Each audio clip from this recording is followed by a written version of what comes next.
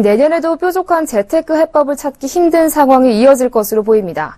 미국의 제로금리 시대가 막을 내린 뒤 세계 각국이 생존의 길을 찾아 나서면서 주가와 금리, 환율 등 금융시장의 출렁임이 커질 것으로 전망되기 때문인데요. 어디에 투자해도 마음이 불안한 상황입니다.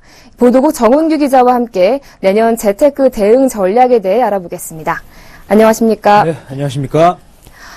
네, 우선 미국의 금리 인상이 일회성이 아닌 만큼 내년에도 올해처럼 이에 대한 불안감이 지속될 것으로 보이는데요. 내년 재테크 전략 어떻게 가져가는 것이 좋을까요?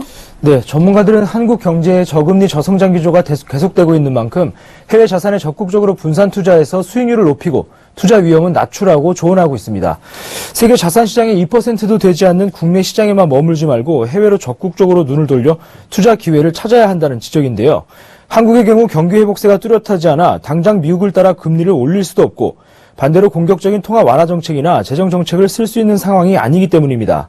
특히 국내 기업들이 글로벌 경기 둔화의 직격탄을 받는 상황에서 내수 경기가 급격히 좋아지길 기대하기도 어렵기 때문에 한국보다 상황이 나은 곳을 찾아 해외로 눈을 돌려야 한다는 것입니다. 더욱이 내년부터는 한시적으로 비과세 해외 펀드가 도입되는데요. 이를 재테크에 활용할 필요가 있습니다. 네, 왜 7년 전에도 비과세 해외 펀드가 도입된 적이 있었는데요. 여기에 대한 투자자들의 기억이 좋지만은 않습니다.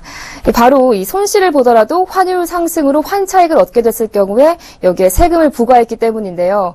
어떻게 이번에는 이런 부분들이 좀 개선이 됐는지 비과세 부분에 대해서 좀 자세하게 설명해 주시죠. 네, 내년 도입되는 세제 혜택에는 환차익도 포함됐습니다. 예를 들어 해외 주식이 60% 이상 편입된 해외 주식 투자 전용 펀드에 투자하면 매매 차익 평가에 대해서 세금이 부과되지 않습니다. 여기에 환차익에 대해서도 세금을 내지 않아도 됩니다. 기존 15.4%였던 세금을 면제해 주는 것이니까 혜택이 큰 편인데요. 또 가장 눈여겨볼 것은 투자한 시점으로부터 10년간 비과세 혜택을 준다는 점입니다. 이 기간은 가입 의무 기간을 뜻하는 것이 아니라 수익률 추이를 보다가 10년 내 언제든 환매해도 비과세 혜택을 주겠다는 것입니다. 다만 유의할 점은 1인당 3천만 원까지만 투자할 수 있고요. 내년부터 2017년 12월 31일까지 가입해야 향후 10년간 혜택을 받을 수 있습니다.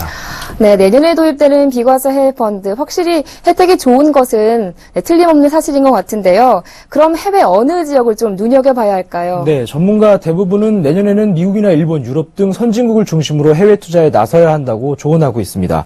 미국이 기준금리를 올린 것은 그만큼 경기 회복에 대한 자신감이 생긴 셈이고요. 일본은 추가 양적 완화로 경기 회복에 탄력이 붙을 수 있다는 전망입니다. 유럽도 유럽 중앙은행의 양적 완화를 기반으로 금융위기 이후 위축됐던 소비 수요가 서서히 회복되는 분위기인데요.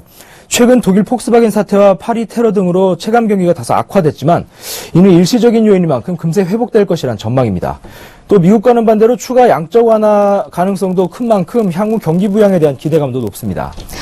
네, 또 신흥국 주식형 펀드의 경우 올해 들어 총 1조 원에 가까운 자금이 빠져나갔는데요. 신흥국의 전망 내년에도 이렇게 암울한가요? 네, 꼭 그렇지만은 않습니다. 신흥국 투자도 해볼만 하다는 의견도 일부 있는데요. 대부분의 신흥국들이 원자재와 중간재를 선진국으로 수출하고 있기 때문에 선진국의 수요가 회복되면 신흥국의 수출이 늘어날 수 있다는 것입니다. 이 경우 그간 미국의 금리 인상 우려로 사상 최저 수준까지 떨어졌던 신흥국의 통화 가치가 오히려 가격 경쟁력으로 작용할 수도 있습니다. 하지만 이는 경기에 대한 예측이 매우 어려운 상황에서 여러 의견 중에 상당히 긍정적인 전망에 속합니다. 대체적으로 전문가들은 특정 전망에 치우치기보다 투자자의 성향에 따라 안정적인 투자를 선호한다면 선진국에 좀 더 비중을 두고 공격적인 투자로 수익률을 높이고자 한다면 신흥국 비중을 늘리는 식으로 해외 펀드 투자에 임하라고 조언하고 있습니다. 네, 내년 재테크 전략에 대해서 보도국 정은규 기자와 함께했습니다. 오늘 말씀 잘 들었습니다. 고맙습니다. 네, 감사합니다.